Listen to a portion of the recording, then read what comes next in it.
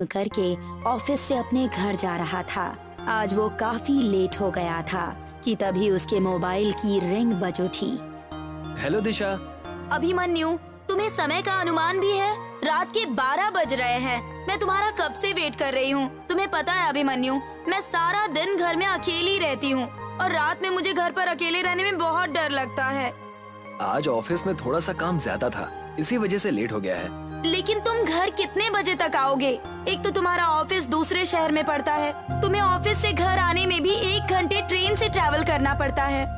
रात के 1 बजे एक ट्रेन चलती है। मैं करीब 2 बजे तक घर पर आ जाऊंगा। फिर इसका मतलब ये है कि मुझे रात के 2 बजे तक भूखे रहना पड़ेगा। कितनी बार कहा है कि अगर मुझे ऑफिस से आने में देरी हो जाए तो तुम खाना खा लिया करो। नहीं अभिमन्यु, डिनर तो मैं तुम्हारे साथ ही करूंगी। ये मेरी जिद है अब। अच्छा ठीक है, तुम फोन रखो, मैं ऑफिस से निकल ही रहा हूँ। वैसे भी मेरे फोन की बैटरी बहुत कम हो गई है। बातचीत करने के दौरान ही मोबाइल स्विच ऑफ हो जाएगा। तभी अभिमन्यु के मोबाइल की बैटरी खत्म हो गई और उसका मोबाइल स्विच ऑफ हो गया। अभिमन्यु ऑफिस से बाहर निकल गया। अभिमन्यु का ऑफिस उसके शहर दिल्ली से गाजियाबाद पड़ता था। उसे रोजाना आने जाने के लिए ट्रेन से ही ट्रैवल करना पड़ता था। अभिमन्यु दौड़ता हुआ रेलवे स्टेशन पर पहुंचा। स्टेशन पूरा खाली था, सिवाय इक्का दुक्का लोगों के।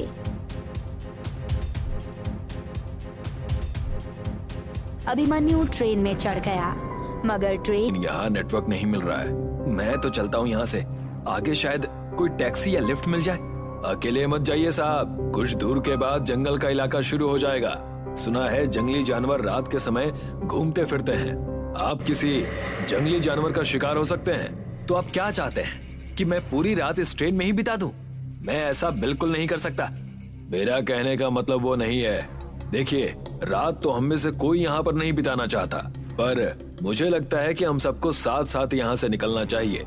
और वैसे भी आपको मिलाकर 5 ही लोग तो हैं। अभिमन्यु को टीटी का सुझाव पसंद आया। वो सब वहाँ से निकल ही रहे थे कि तभी उनके कानों में एक व्यक्ति की आवाज टकराई। आप लोग आगे मत जाइए, आज पूर्णमासी की रात है। हर साल वो पूर्णमासी की रात को निकलती है। उसके निकलने का वक्त नजदीक है। आप लोग आज की रात यहीं पर काट लो, नहीं तो तुम में से कोई जिंदा नहीं बचेगा। आज वो फिर आएगी। मत जाइए इतने अंधेरे में। वो अंधकार की रानी है। क्या? कौन? और कौन हो तुम? इतनी रात में तुम यहाँ पर कर क्या रहे हो? उसके निकलने का वक्त हो गया है। आगे आप सबकी जान को खतरा है। क्या बकवास कर रहे हो? तुमने पी रखी है क्या? लगता है तुमने कोई हॉरर मूवी देख ली है जो तुम्हारे दिमाग से अब तक नहीं उतरी। जाओ यहाँ से। मैंने कोई शराब नहीं पी रखी। सामने बने हुए उन घरों को देख रहे हैं आप लोग? उन घरों में मौजूद वो सब लोग डर की वजह से अपने अपने घरों में दुबके हुए हैं। रात के 1 बज रहे हैं, तो जाहिर सी बात है कि उन घरों में मौजूद सभी लोग सो रहे होंगे। वैसे तुम किसकी बात कर रहे हो?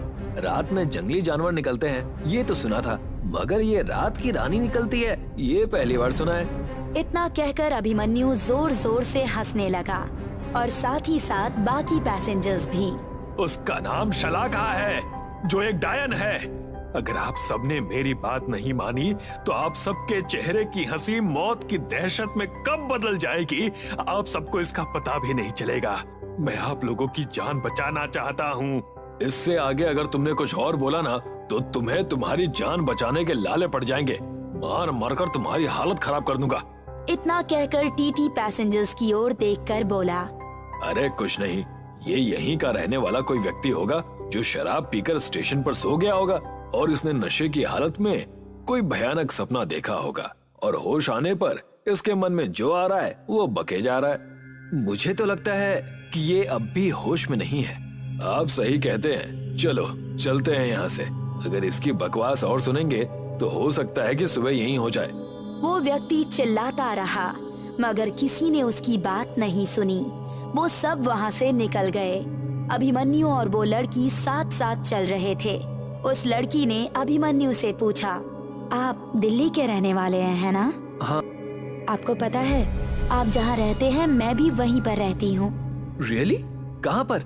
आप दिल्ली की प्रीतम नगर में बनी हुई फ्रेंड्स कॉलोनी में रहते हैं। अरे आपको तो वाकई पता है कि मैं कहाँ रहता हूँ। आप मुझे कैसे जानती हैं? आपके घर के सामने वाले घर में ही रहती हूँ मैं। अरे वो तो राधा आंटी का घर है, लेकिन मैंने तो आपको वहाँ कभी नहीं देखा। मैं राधा आंटी की दूर की रिश्तेदार की भतीजी हूँ। मेरा नाम तान्या है। कुछ दिनों पहले ही दिल्ली आई हूँ। मैं भी इसी शहर में जॉब करती हूँ, मगर मेरी ड्यूटी दोपहर को ही समाप्त हो जाती है और आप अक्सर अपने घर पर लेट पहुँचते हैं और सुबह जल्दी ऑफिस के लिए चले जाते हैं, इसीलिए कभी हमारा आमना सामना नहीं हुआ। मेरा नाम अभिमन्यु है। वैसे आज आप लेट कैसे हो गई? आज मेरे बॉस को अचानक शहर से बाहर जाना पड़ा और उनका सारा काम मुझे ही करना पड़ा। इसका मतलब आज आपका हाल भी मेरी ही तरह हुआ। इसी तरह बात करते करते वो पटरियों से चलते हुए आगे बढ़ने लगे।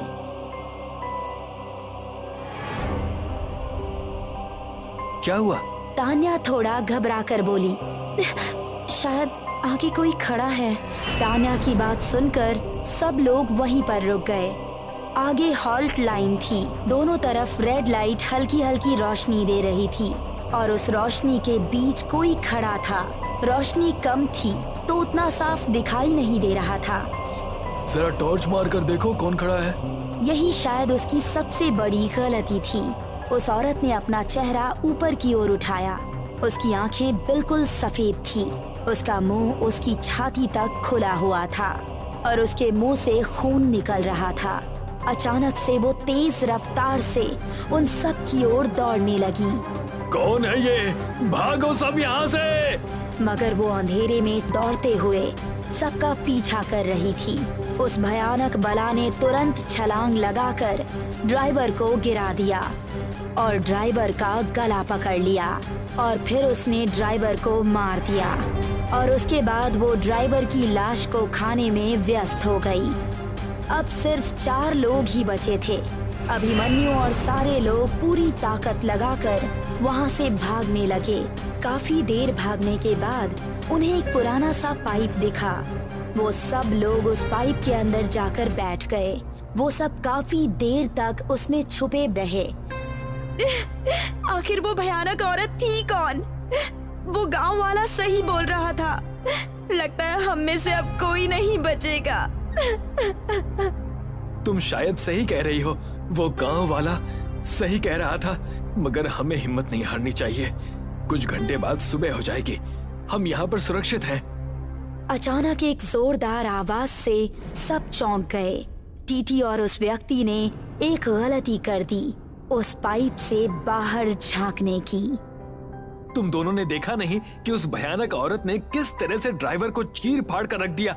मेरी बात सुनो, सीवर से बाहर झांकने की या निकलने की कोशिश भी मत करना। अचानक टीटी को उस डायन ने खींच लिया और पाइप के किनारे का भाग खून से सन गया। वही हाल उसने उस दूसरे व्यक्ति का भी किया। वो डायन फुर्ती से किसी जंगली जानवर की तरह अभिमन्यु और तान्या की ओर आने लगा।